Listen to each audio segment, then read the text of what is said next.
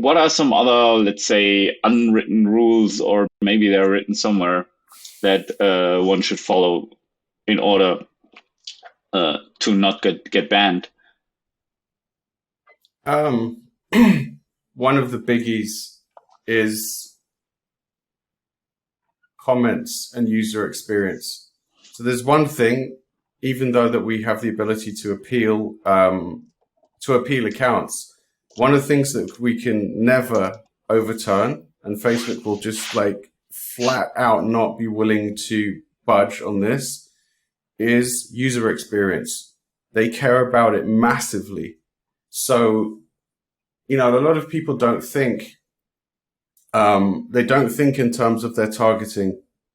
And the example I'm about to give is not anything to do with like prejudices. It's to do with like, who are you talking to, and is that ad going to be relevant to them? So, for example, if you're selling, I don't know what, you could have a clothing brand or any kind of brand.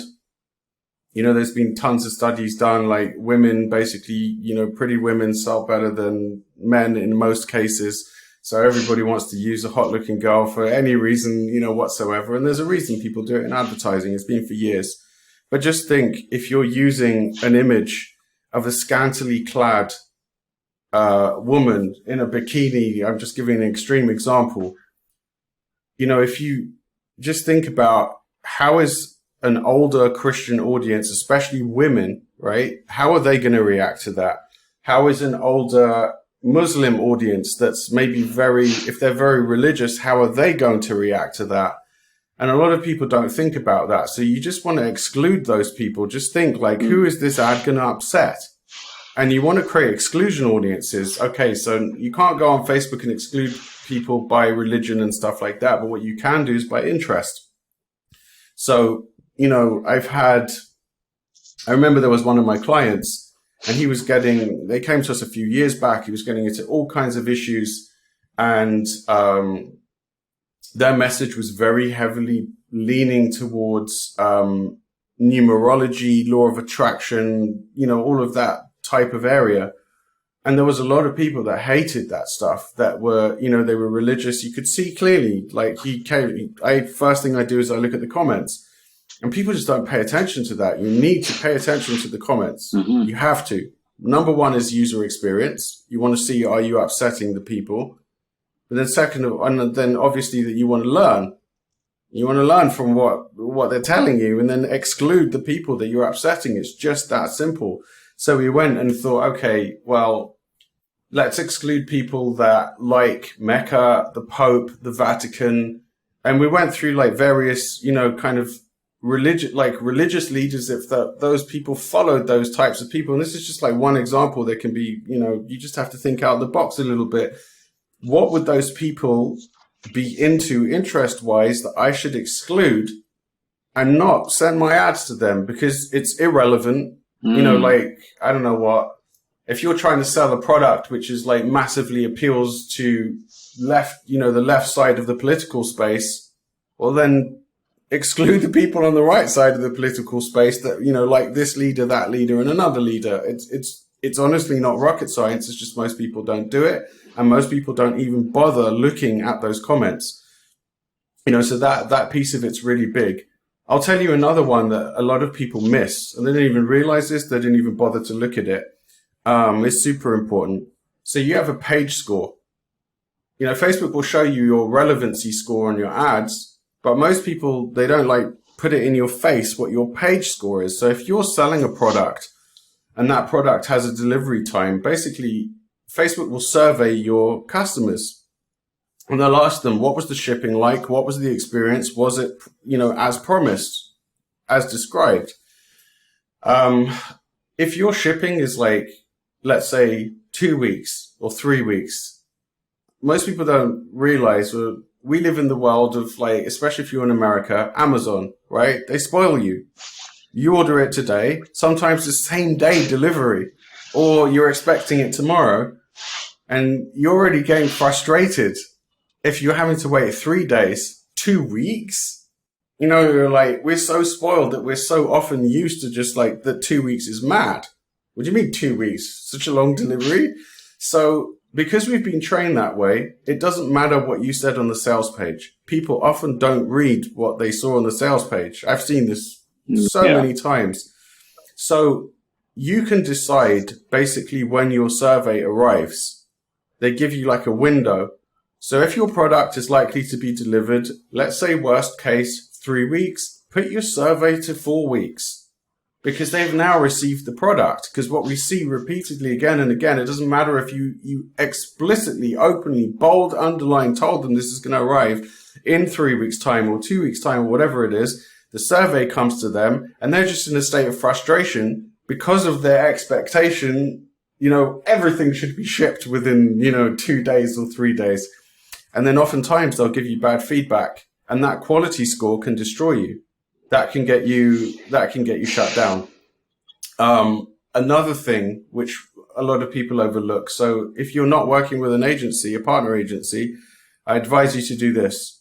If you see that you have got ads that have been rejected by the system, the AI, manually, there's a button that you can press to manually ask for it to be manually reviewed after it's been rejected. I advise you to do that very strongly on all of your ads if you know they were compliant. Because, if you were just selling, I'll give you one example. There was a guy that he had a picture of a guy sitting on a park bench. So one of the things that Facebook says, you're not allowed to have zoomed in images. They don't want that. So this image happened to get flagged. And, this particular client reached out to us and they said, hey, we don't understand. We're getting our stuff rejected. And we were able to get the feedback from the policy team. So that was actually, that was a false flag and it happens a lot. And we appealed it.